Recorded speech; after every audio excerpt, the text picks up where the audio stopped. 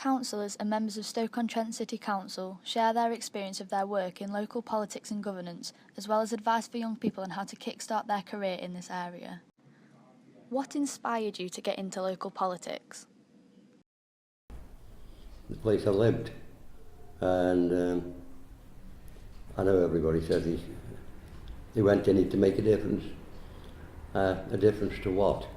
I knew exactly what I wanted to do.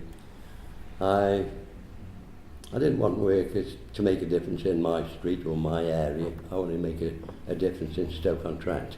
I looked on a website and there was a job opportunity for someone to take charge of the care leavers group and the children in care group, and I kind of remember back to when I was looked after. I really enjoyed being involved in stuff, so I thought, I kind of know the system, why not me to go forward and do that job.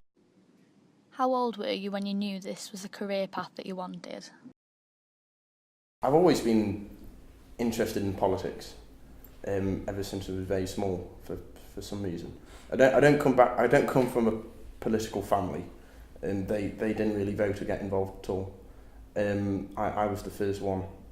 Well, I was probably about your age actually, in sixth form. That's when I sort of joined a political party in sort of the last year of sixth form. How did your studies support your goals of entering politics? The thing about democracy, as you know, is you don't need any qualifications to get elected. So they haven't really. It's life experience counts. Can you give us an idea of what your job entails on a day-to-day basis?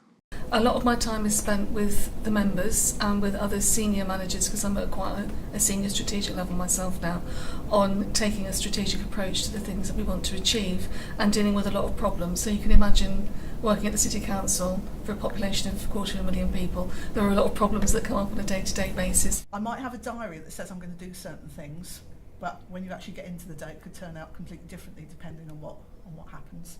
What would you say has been your biggest achievement in your career in local politics? This day he asked me if I wanted to be Lord Mayor, which was sort of completely shock, came out of the blue. I'd only been a councillor then for less than 2 years, and usually a councillor 10 years or so to be considered to be Lord Mayor. So I asked for some time to think about it, and well, I must admit, when the phone went down, you think my mum and dad had passed away, and how proud they would be to be first citizen in Stoke-on-Trent out of 250,000 people. Served my city and my local community for many years. Nothing could beat that to me, nothing. What advice can you give to all young people who want to work towards making a difference and making changes within the city?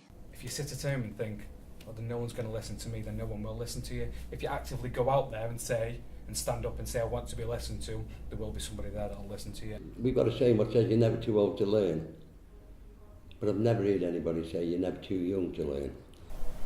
I think the advice that I would give to young people is think about what's important to you, what are your values, what do you enjoy doing, and find an outlet for doing that. Every opportunity you've got, get involved, because you really are important and you can make a difference if we work together. Young people, I would say to young people, get into politics.